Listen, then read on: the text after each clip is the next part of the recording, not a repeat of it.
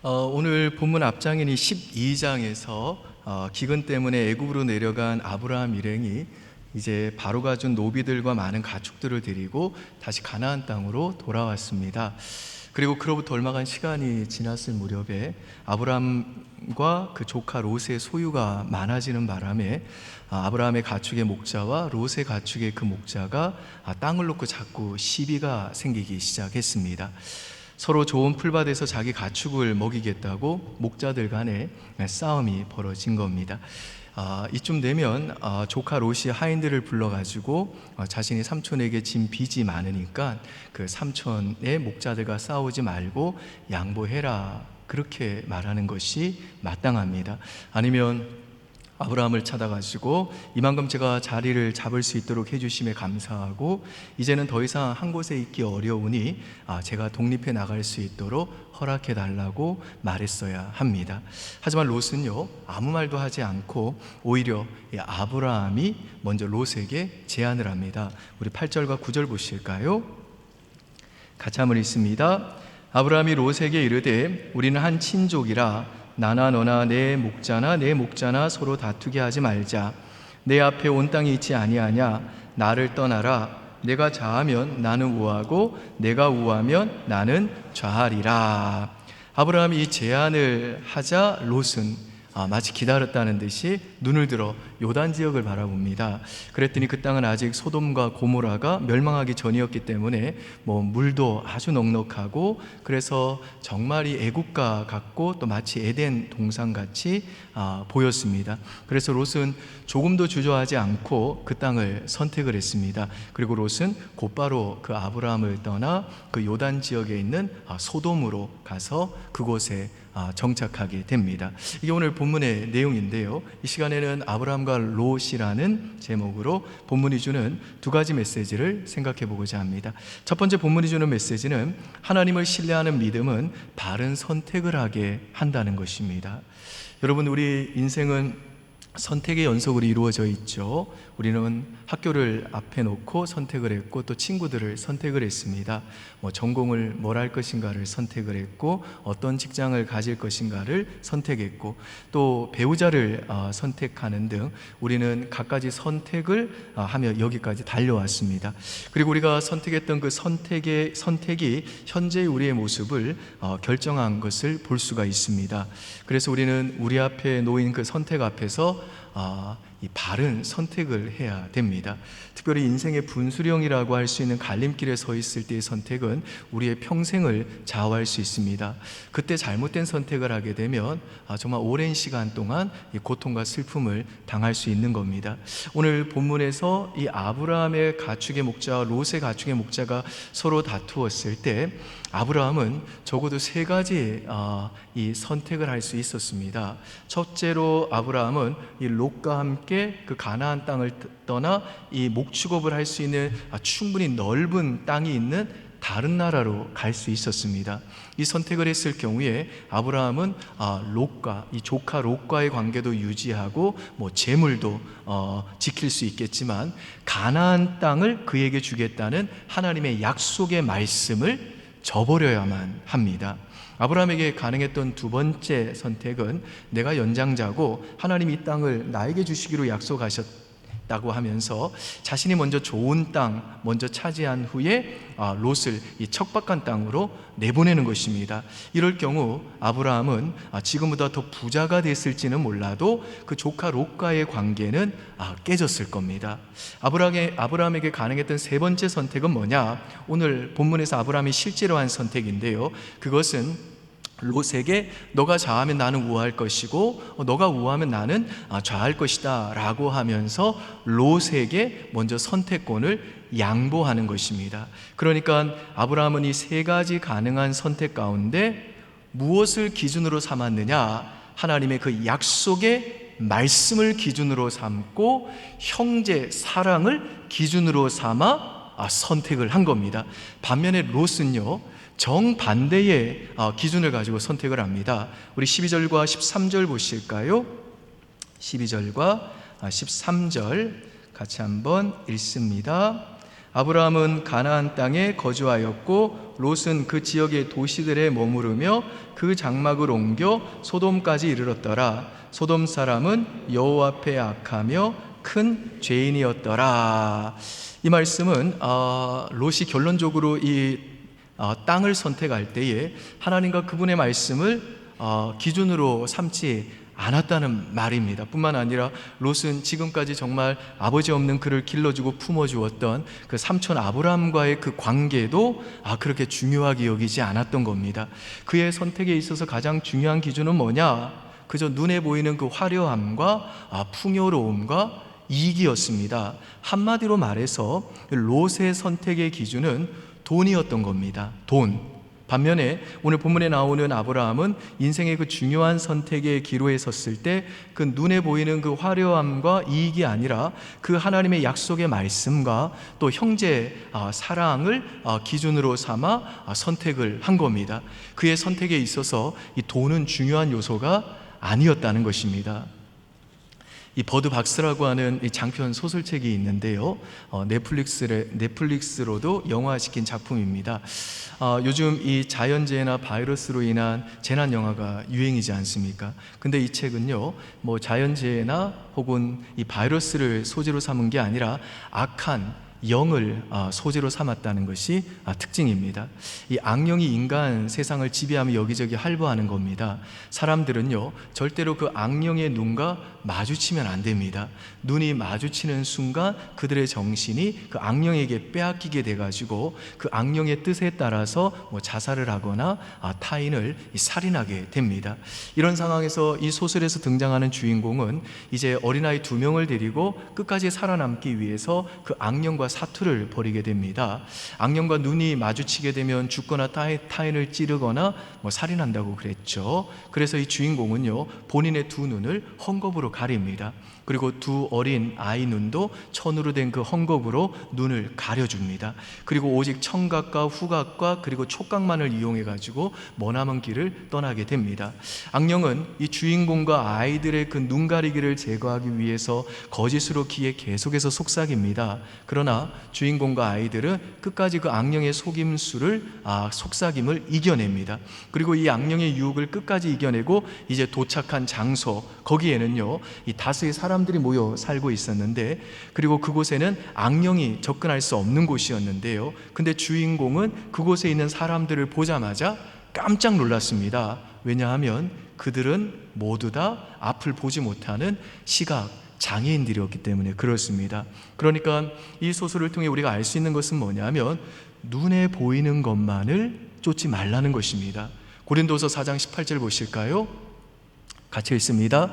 우리가 주목하는 것은 보이는 것이 아니요 보이지 않는 것이니 보이는 것은 잠깐이요 보이지 않는 것은 영원함이라. 무슨 말이죠? 보이지 않는 그 하나님의 말씀을 붙들고 그 말씀을 기준으로 삼아 사는 삶이 영원한 생명의 길이요 복된 길이라는 겁니다. 그 삶이 우리를 살린다는 겁니다. 반면에 사탄은요, 이 세상의 화려함과 풍요로움을 도구로 삼아 우리 눈에 그게 비치게 한다는 겁니다. 그리고 실제로 그 길을 걷게 만든다는 겁니다. 그러나 그 길은 잠깐의 쾌락을 주지만 결국에는 멸망의 길이라는 겁니다. 창세기 3장에 보면 이 선악과를 가리켜서 보암직도 하고 또 먹음직도 하다라고 묘사를 합니다. 그리고 아담과 하와는 그 육신의 눈으로 그 보암직도 하고 먹음직도 하는 그 선악과를 봤기 때문에 그걸 따먹은 겁니다. 오늘 본문에 나오는 롯도요, 이 소돔과 고모라의 그 화려함과 풍요로움을 본 겁니다. 그리고 하나님의 약속의 말씀을 저버리고 형제 사랑도 내팽개치고 그저 그 육신의 눈에 보이는 그 풍요로운 삶을 보면서 하나님을 버린 겁니다. 10절 보시죠. 이에 롯이 눈을 들어 요단 지역을 바라본즉 어떻게 보였다고요? 소알까지 온 땅에 물이 넉넉하니 여호와께서 소돔과 고모라를 멸하시기 전이었으므로 뭐 같았다고요? 여호와의 동산 같고 애굽 땅과 같았더라. 이 여호와의 동산은 에덴 동산을 말하는 겁니다. 그런데 이것이 결국 육신의 정욕 또 안목의 정욕 이생의 자랑에 사로잡힌 육적 선택이었다는 겁니다. 하나님 말씀이라는 기준은 아예 제껴놓고 그냥 자기 눈에 보기에 좋은 걸 선택했다는 겁니다. 여러분 기억하십시오. 성령이 이끄시는 영적인 삶과 내 죄악에 이끌리는 육적인 삶의 차이점은 뭐냐 하면 말씀을 기준으로 삼아 선택하는 것이 영적 삶이고, 자기가 눈을 들어 보기 좋은 걸 선택하는 것이 육적 삶입니다. 육적 삶을 선택한 이 롯은요, 처음에는 굉장히 좋은 걸 선택한 것처럼 보였습니다. 그런데 그 결말은 참담합니다. 처음은 창대하나 끝은 미약하게 되는 겁니다. 이게 육적 선택을 한 사람들의 특징이라는 겁니다.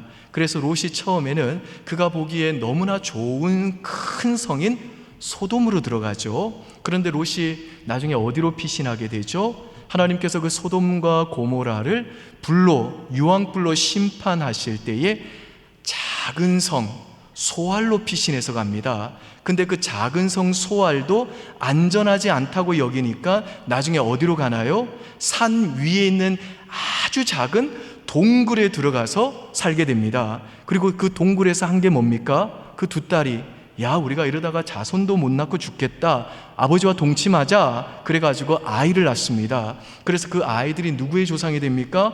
이스라엘과 계속해서 대적이 되는 모압과 암몬의 조상이 됩니다. 그러니까 내 눈이 보시기에 좋은 걸 선택한 결말이 이렇다는 겁니다. 그 결과는 결국 죄를 낳고 사망을 낳는다는 겁니다. 그리고 그 자손들까지 그 선택이 영향을 미친다는 겁니다. 자, 그렇다면 롯과는 대조적으로 아브라함이 이렇게 하나님 약속의 말씀과 형제 사랑이라고 하는 그 기준에 근거해서 바른 선택을 할 수 있었던 이유가 뭘까요? 결론부터 말씀드리면 아브라함은요, 돈보다도 하나님과 그분의 약속을 더 신뢰했기 때문에 그렇습니다. 우리 4절을 한번 보실까요? 4절입니다. 13절, 4절 같이 읽습니다. 그가 처음으로 제단을 쌓은 곳이라 그가 거기서 여호와의 이름을 불렀더라.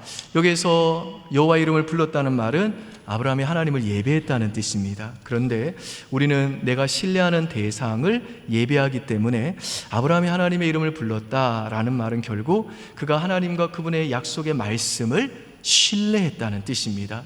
그러니까 아브라함은 내 인생을 책임지고 보장해 주는 것은 돈이 아니라 하나님이고, 내 미래를 인도하는 것도 재물이 아니라 하나님의 약속의 말씀이다 라고 하는 이 믿음이 있었다는 겁니다.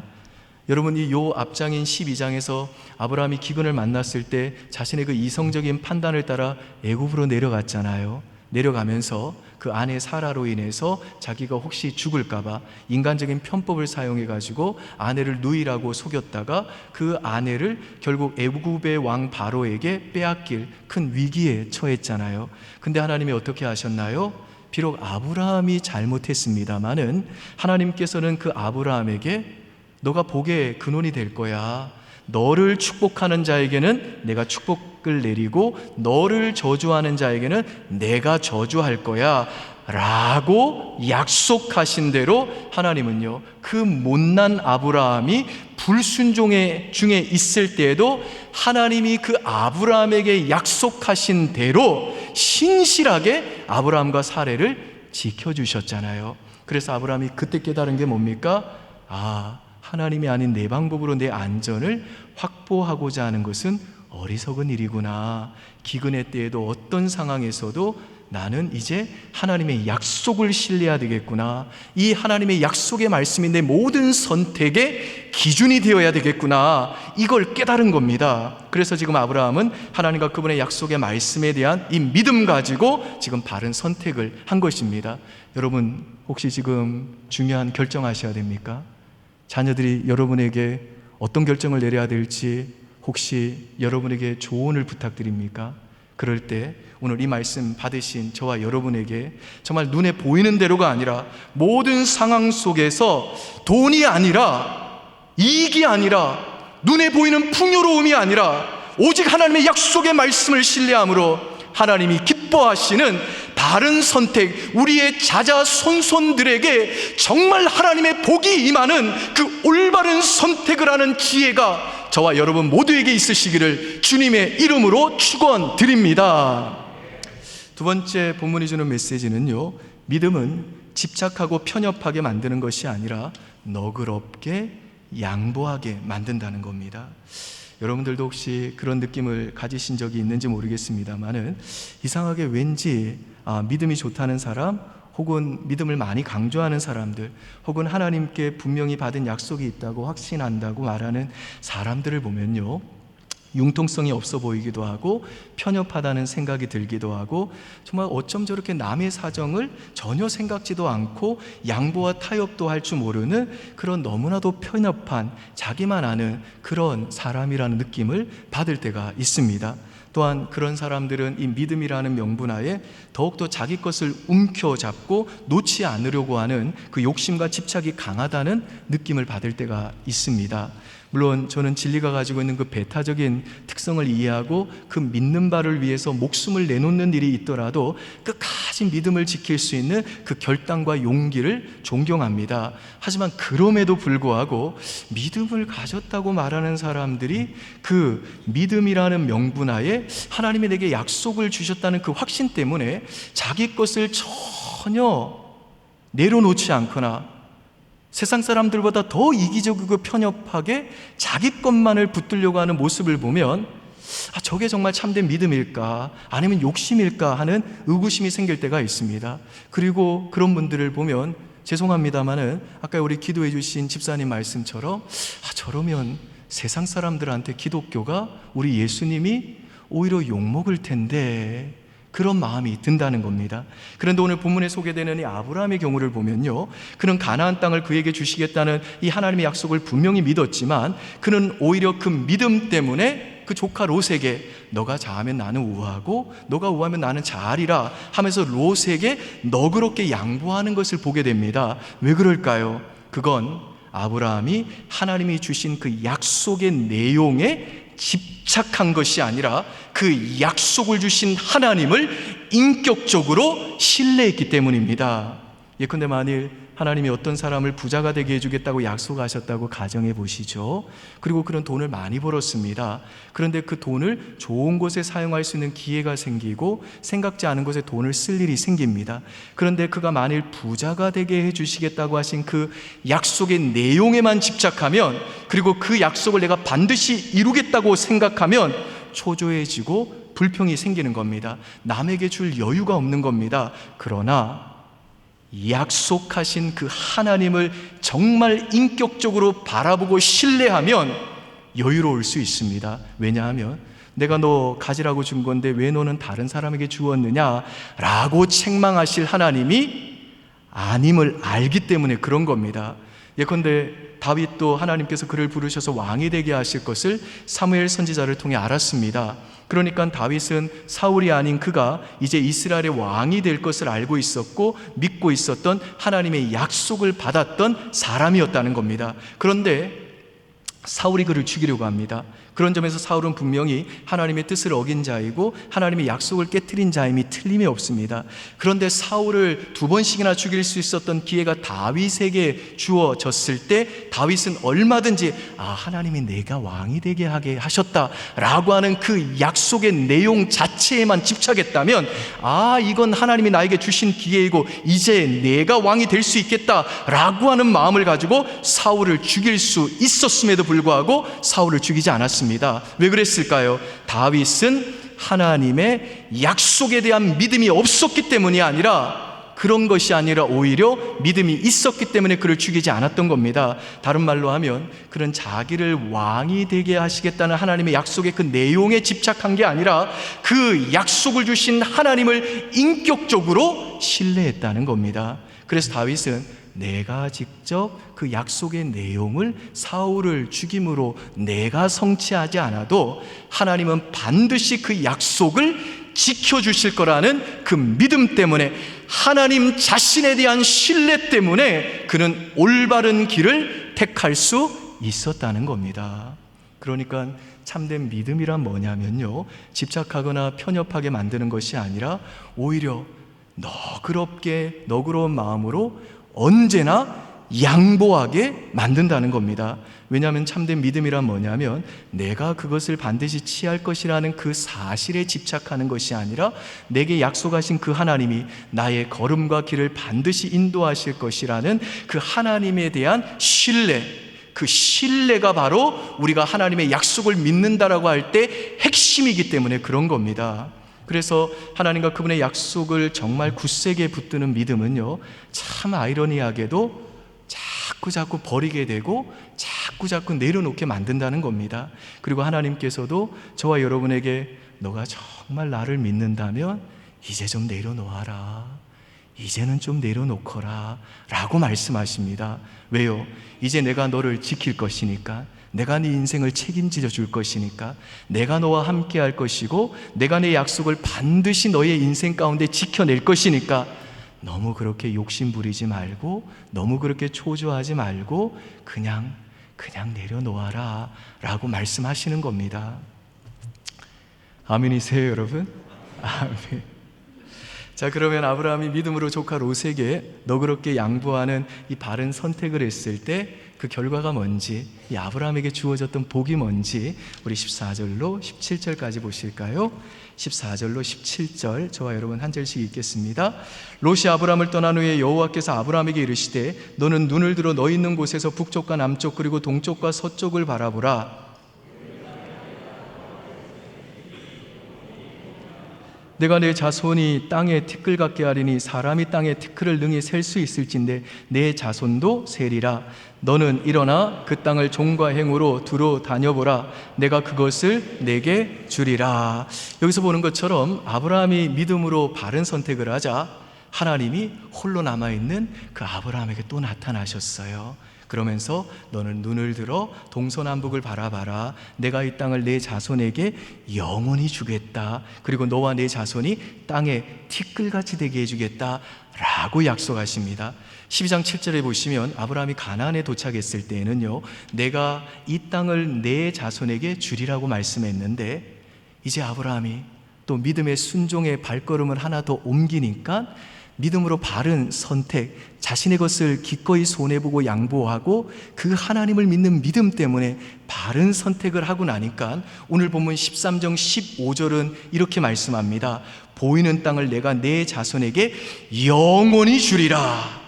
영원히가 추가됩니다. 그리고 뭐라고 표현해요? 땅에 티끌같이 되리라. 그리고 나서 또 하나님이 뭐라고 말씀하시죠? 너는 그 땅을 종과 행으로 두루 다녀보라. 그러면 내가 그것을 내게 주겠다. 이게 무슨 뜻이냐면 실제로 지금은 네가 당장 이 땅을 소유하지 못했을지라도 나는 너에게 이미 이 땅을 줬다. 그러니 이 땅은 네 거다 라고 하나님이 말씀해 주신 겁니다.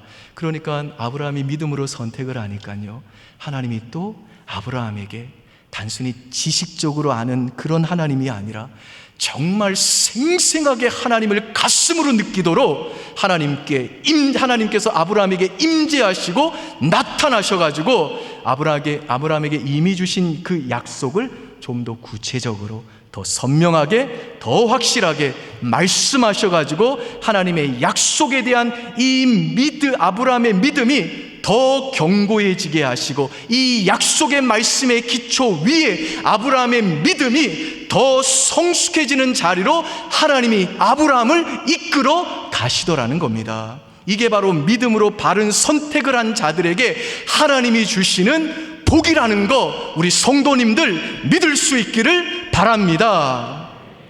이거보다 큰 복이 어디 있어요? 근데 오늘 본문 14절을 다시 보시죠. 본문 14절입니다. 여러분이 한번 읽습니다. 시작.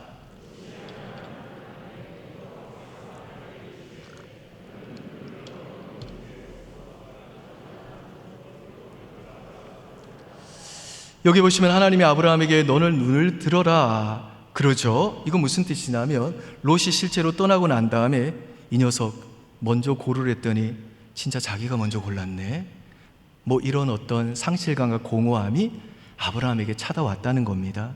그래서 아브라함이 고개를 푹 숙이고 땅만 보고 있었다는 거예요. 근데 바로 그때 하나님이 아브라함에게 또 찾아오셔서 아브라함아 너는 눈을 들어 너 있는 곳의 북쪽과 또 이 남쪽 그리고 동쪽과 서쪽을 바라보아라 라고 말씀해 주신 겁니다. 근데 이 말씀이 그냥 명령문처럼 우리 한글 개역 성경에는 기록되어 있습니다만은, 근데 히브리 원어에 보면요, 나아라고 하는 단어가 있는데요, 이걸 영어로 번역하면 뭐냐? please예요. 여러분, please는 어떤 때 쓰는 말이죠? 아랫사람이 윗사람한테 뭔가 부탁할 때, 애원할 때 이 please라는 단어를 쓰잖아요. 예컨대 예전에 슈렉이라고 하는 그 애니메이션을 보면 그 장하시는 고양이 왜 눈 동그랗게 뜨고 불쌍한 표정 지으면서 please 라고 그러잖아요. 그래서 한동안 그 영화 보고 각 집에서 아이들이 부모에게 뭐 부탁할 게 있으면 please 라고 많이 했다고요. 그럼 부모들이 그건 너무너무 귀여워해가지고 부탁을 안 들어줄 수 없었답니다. 근데 제가 하니까 뭐 귀여운 게 아니라 징그럽죠. 죄송해요. 여러분, 절제자 하나님이 우리에게 축복해 주시겠다고 약속을 하면서 지금 뭐라고 말씀하시냐? please라고 하세요. 성경에서 이 please라는 단어는요, 하나님과 인간 사이에 나누는 대화에서는 딱 4번만 사용됩니다. 근데 언제 이 단어가 사용되냐면요, 인간의 그 이성으로 생각할 때는 도무지 이해가 안 되거나 도무지 믿을 수 없는 불가능한 것처럼 보여지는 것을 하나님께서 인간에게 요구하시거나 하나님께서 인간에게 약속을 하실 때 이 please라는 단어를 쓰십니다.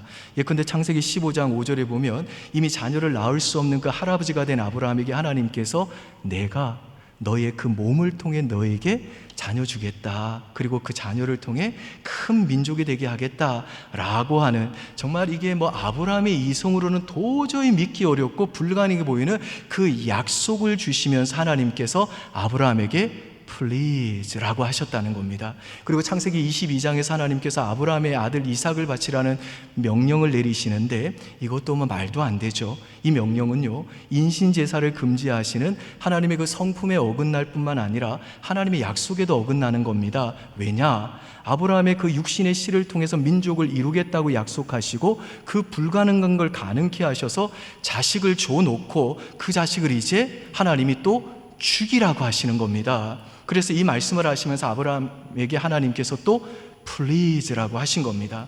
그러니까 하나님께서 아브라함에게 무슨 엄한 군주처럼 야 그냥 믿어, 네 자녀 바쳐, 그렇게 강압적으로 명령하신 게 아니라 아브라함아, 네가 이성적으로 생각할 때 이게 하나님의 성품에 어긋나기 때문에 도저히 있을 수 없다고 생각하고 또 내가 너에게 준 그 약속과도 어긋나기 때문에 네가 지금 너무 당황스럽고 도무지 이게 있을 수 없는 일이라고 생각하는 그 일을 내가 지금 너에게 명령하지만 여기에는 네 생각과 이성을 초월하는, 너의 생각으로는 도무지 헤아리기 어려운 너를 향한 나의 선하신 뜻이 있어. 그러니 please 너 한번 순종해 보지 않을래? 라고 하나님이 마치 애원하시듯이 그 절대자 하나님이 자신을 한없이 낮추어 가지고 마치 밑에 있는 사람이 위에 있는 사람에게 사용하는 이 please라고 하는 단어를 사용해서 이 아브라함이 믿음의 길을 갈 수 있도록 하나님께서 아브라함을 격려해 주셨다는 겁니다. 오늘 본문에서도 하나님께서는 믿음으로 롯에게 양보하고 롯을 기꺼이 떠나 보냈지만 그 이후에 그 인간관계에서 오는 그 상실감과 공허함이 밀려와가지고 너무 낙심한 나머지 참 헛되다, 참 그동안 내가 조카 롯에게 배웠던 그 사랑은 대체 어떤 의미가 있는가 라고 그렇게 땅만 쳐다보고 있는 낙심한 그 아브라함에게 아브라함아, 눈을 들어 동서남북 바라봐라. 너의 조카가 가장 좋은 동쪽 땅을 선택했으니 너는 좋지 않은 땅 서쪽 땅을 선택해서 너 그것만 취해야 될 것 같지만 나는 너에게 동쪽 서쪽 북쪽 남쪽 모든 땅 주기를 원한다. 이 광대한 땅이 너의 민족의 것이 되게 할 거야. 너 지금은 이게 도무지 믿어지지 않지? 그런데 플리즈, 그래도 너 내 말 한번 믿고 이 말씀 믿고 믿음의 길 한번 가보지 않을래? 라고 그 낙심하고 상심하고 그 믿음이 아직은 연약한 그 아브라함을 하나님께서 이런 방식으로 다시 일으켜 주시고 아브라함의 믿음을 이런 방식으로 다시 하나님의 약속의 말씀 위에 든든히 세워 주시고 있다는 겁니다. 그러니까 우리 하나님은 어떤 분이시냐면 우리에게 믿음을 요구할 때조차도 우리의 그 연약함과 우리의 그 믿음의 그 아직은 참으로 미약함을 충분하게 헤아리시고, 우리 인간적인 생각으로는 도무지 그것을 받아들일 수 없는 우리 인간의 나약함까지 다 헤아려 주시고 플리즈라고 애원하실 정도로 그렇게 인격적인 분이시고, 그렇게 인격적으로 우리를 믿음으로 인도하시는 분이고, 우리를 절대로 포기하지 않는 그 불타는 사람과 집요한 열심으로 우리들이 지치고 고날 때마다 다시 우리에게 찾아오셔서 그 약속의 말씀을 통해 우리를 다시 격려해 주시고, 우리 등 뒤에서 지친 우리를 다시 또 밀어주셔서 결국에는 못나고 연약한 우리들도 아브라함처럼 어떤 상황에서도 이 하나님의 약속의 말씀에 순종하는 그 믿음의 사람으로 만들어내시고야 마시는 신실하고 좋으신 우리 하늘 아버지시라는 겁니다. 아멘이시죠, 여러분? 아멘. 바라기는 이번 한 주간도 이 좋으신 하나님 한 분만을 바라보고, 이 하나님 절대적으로 신뢰하여 내 눈에 보이는 게 아니라 하나님이 눈을 들어 바라보라고 하는 것을 선택하고, 하나님의 약속을 믿는 이 믿음으로 내가 가진 것을 기꺼이 다른 이들에게 더 그렇게 양보하고 나누어 주며 사는 이 멋진 이 하나님의 백성의 이 믿음의 길 걸어가는 저와 여러분 될 수 있기를 주의 이름으로 축원드립니다. 아멘. 기도하겠습니다. 하나님, 인생은 끊임없는 선택입니다. 내가 어떤 삶을 선택하기로 결정하냐에 따라 우리는 롯의 길을 갈 수도 있고 아브라함의 길을 갈 수도 있습니다. 아버지 하나님, 우리는 정말 아브라함의 길을 가기를 원하옵니다. 하나님께서 오늘 주신 이 말씀 우리의 마음에 깊이 새겨넣게 하셔서 우리가 이 세상의 그 어떤 무엇보다도 우리의 인생을 책임져 주시는 하나님만 신뢰하게 하시고, 그 하나님께 우리의 안전을 두게 하사 하나님의 그 약속의 말씀을 기준으로 삼고, 사람들과의 화평과 사람들을 사랑하는 그 형제 사랑을 기준으로 삼아 무엇이든지 결정하고 선택할 수 있는 은혜를 허락하여 주시옵소서. 뿐만 아니라 우리로 하여금 정말 아브라함처럼 그렇게 하나님의 약속의 말씀에 순종함으로 선택함으로 우리에게 찾아오사 다시 우리를 격려하시고 그 약속의 말씀을 더 선명하게 우리에게 새겨주시는 그 인격적인 하나님 만나게 하시고, 그래서 우리로 하여금 더욱더 말씀 위에 든든히 세워지는 그 복된 인생 살게 하여 주시옵소서. 그리고 그 하나님에 대한 믿음 때문에 내 것을 계속 움켜쥐고 이 세상의 것에 집착하는 인생이 아니라 정말 내가 가진 걸 기꺼이 다른 이들에게 너그럽게 양보하고 나누어 주며 사는 이 멋진 하나님의 백성들만이 걸어갈 수 있는 이 믿음의 길을 걸어가는 은혜, 이 시간 우리 모두에게 허락하여 주시옵소서. 감사드리며 예수님 이름으로 기도합니다. 아멘.